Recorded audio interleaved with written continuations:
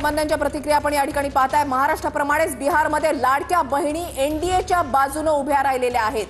निवडणुकीआधी 1,30,00,000 महिलांच्या बँक खात्यात प्रत्येकी 10,000 हजार जमा करण्यात आले। विकासाचा नारा बिहारच्या जातीय समीकरणावर भारी पडल्याचे या ठिकाणी पाहायला मिळतंय। 100हून अधिक बंडखोरांना अमित शहा। महाराष्ट्राप्रमाणेच बिहारमध्ये लाडक्या बहिणी एनडीएच्या बाजूने उभ्या राहिल्या।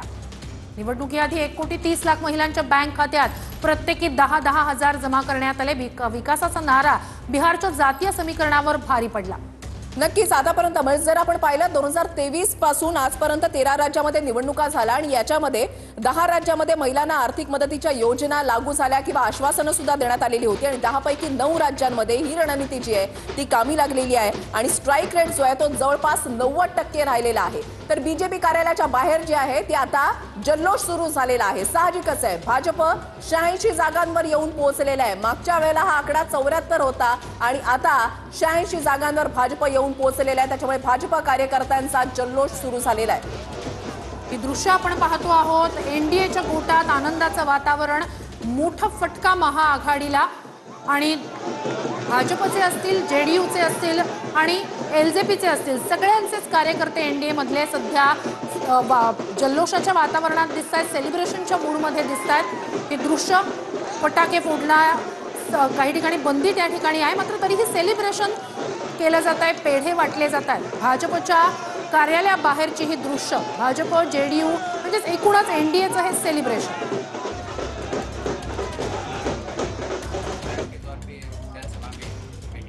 क्या आपकी स्पेसिफिक एरियाज रहेंगी फोकस करने के लिए? कोसी बेल्ट से आप आती हैं, बाढ़ की बड़ी समस्याएं होती हैं उस क्षेत्र में, तो क्या कुछ ब्लूप्रिंट सोच रखा होगा आपने? सबसे पहली चीज कि हमारे क्षेत्र को ध्यान में रखते हुए जो पार्टी का मैनिफेस्टो है उसको लेकर के हम लोग सभी लोगों तक पहुंचाएंगे। कि कई बार ऐसा होता है कि हमारी सरकार की जो योजनाएं हैं ये आम लोगों तक पहुंच नहीं पाती हैं, कुछ अवेयरनेस इशू होता है, लोग उतना ध्यान नहीं दे पाते हैं। लेकिन मेरा ये काम होगा कि हर एक घर तक सरकार की बात पहुंचे, हमारी पार्टी की बात पहुंचे कि उनके लिए क्या क्या चीजें हमारी पार्टी कर रही है, तो उसको सुचारू रूप से काम करवाना। और दूसरी चीज ये कि जो एक पर्सनल मैं कह सकती हूँ कि पर्सनल मैनिफेस्टो है मेरा, जो कि मैं कैमरे पे इसीलिए नहीं बोल रही हूँ, बहुत सारे लोग मुझसे पूछ रहे हैं, लेकिन जैसे होता है ना कि मैंने खुद किसी गांव में विजिट करके देखा कि यहाँ पे ये चीज ठीक नहीं है, उसको चीज ठीक करवाना है। मैंने अपने डायरी में एक अलग से लिस्ट बनाया हुआ है। अब उसको मैं कब कितने दिनों में पूरा करूंगी ये मेरे लिए भी चैलेंजिंग है, क्योंकि ये मेरा पहला टर्म है एक विधायक के रूप में, एक नया जीवन है मेरा। तो मैंने बहुत बेस्ट सोचा है अपने हिसाब से कि अपने क्षेत्र को एक मिसाल के रूप में दिखाऊंगी दुनिया वालों को।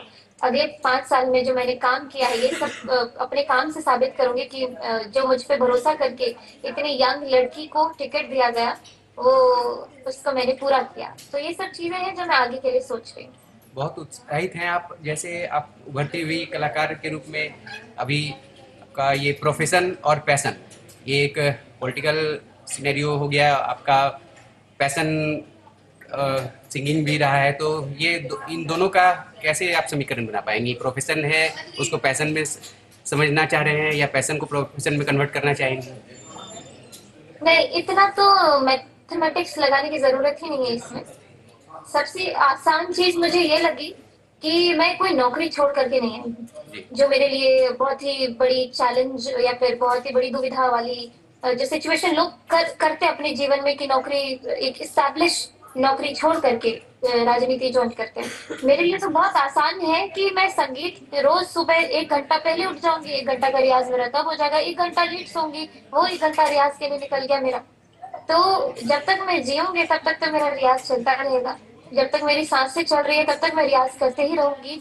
और जो पॉलिटिक्स की बात करें तो राजनीति में एक सेविका के रूप में करूंगी, लोगों के बीच में रह करके एक बेटी की तरह, जैसे कि उन्होंने मुझे इतने दिनों तक ख्याल रखा है मेरा, अब मैं उनका ख्याल रखूंगी। बहुत सही, आप ख्याल रखेंगी बेटी के तौर पे। तो ये अब अभी राज्य है आपका, ये राज्य विधानसभा से आगे और क्या सोचा है आपने? फिर राज्य तिलक से लेकर राष्ट्र तिलक की तरफ भी कुछ ऐसा संभावनाएं सोच रखे हैं?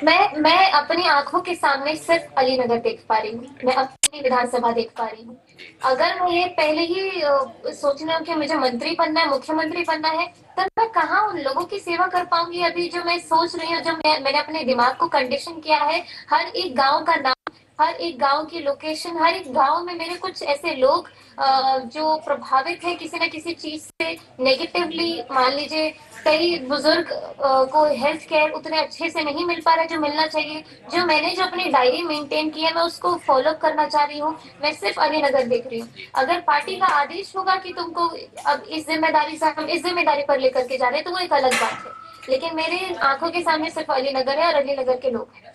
आप बिहार की मिट्टी से आते हैं, बिहार को भली भांति समझती हैं, हर क्षेत्र को समझती हैं। सबसे ज़्यादा फोकस किन मुद्दों पर रहेगा आपका? कहीं जितनी भी मुद्दाएं हैं वहाँ पे, टॉपिक है, इश्यूज हैं, उन सबको आप भली भांति समझती हैं। सबसे ज़्यादा आपको किन चीज़ों ने प्रकाशित और प्रभावित किया है?